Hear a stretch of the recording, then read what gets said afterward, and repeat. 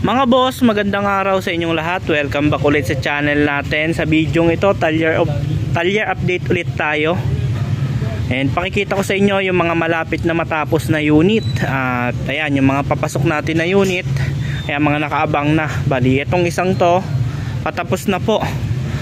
Bali, napinturahan na yung mags niya. Silver pala, yung kulay ng mags niya, hindi pala black. Ayan, nakakabit na. Tapos, nakakabit na yung kanyang side mirror. Inaantay na lang dito is yung salamin niya at saka yung magwa-wiring dumating na pala. Ito yung kanyang mga gagamiting wire. Ayan, ayan, yung pinaka wiring niyan, yung dalawang unit na yan isasalpak na dito. Bali ito yung update dito. Ito na, nakakabit na yung sounds. Yung may-ari na magsasalpak ng sounds nito. Ayan, dahil babaguhin pa yung baffles kasi nga dating Tamiya to, doon nakasukat yung kanyang baffles.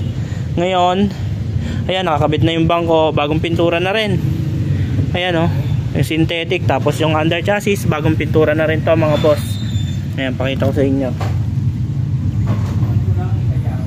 Sobrang linis ng pagkakadali ng pintura. And kompleto na to, tinatrapalan na rin to dito. Ayan po, ayan yung pinaka pamakuan nya. Ayan po. Bali, ayan, ito yung update. Bago sa makina naman, bali yung makina nito madumi pa sa huli na.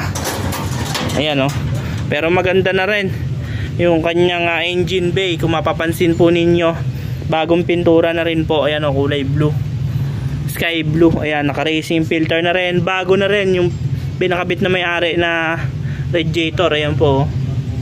Ayan, pure blooded Caviteño. Ayan, sa may-ari po nito, happy viewing sa inyo. Shoutout po sa inyo, sir. Ayan po.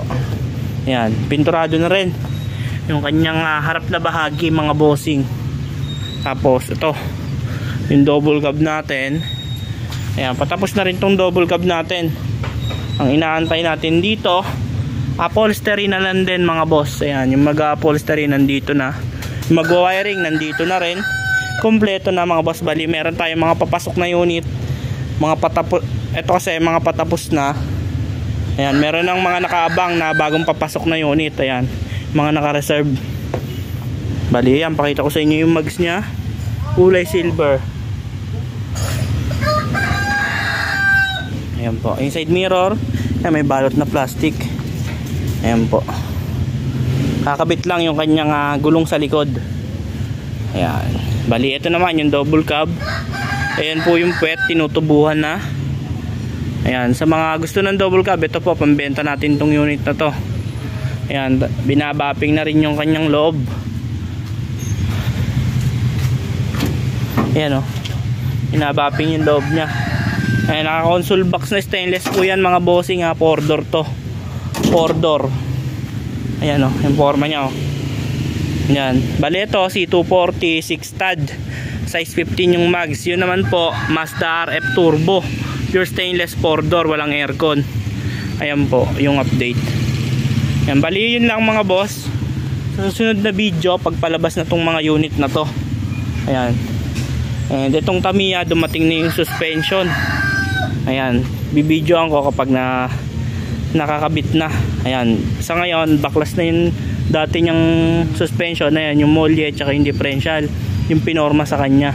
Ayan, dahil yung huling video natin dito nakakabit yung mga mags. Ayun Ayan, bali bibidyoan ko siya kapag nakakabit na yung suspension nya. Baliin lamang po sa mga interesado sa mga double cab na pang negosyo natin. Tawag lang kayo sa number na nasa screen. Ayan, ipa-flash ko para madali nyo kaming makontak at makausap. Bali yun lamang po mga boss. Stay updated lang kayo sa channel natin. And bago nyo lisanin yung video to, huwag nyo kalimutang i-click yung subscribe button at i-on ang notification bell para lagi kayong updated sa mga video na ilalabas namin tungkol sa Honor Type Jeep. Yun lamang po. Maraming salamat. Ingat and God bless.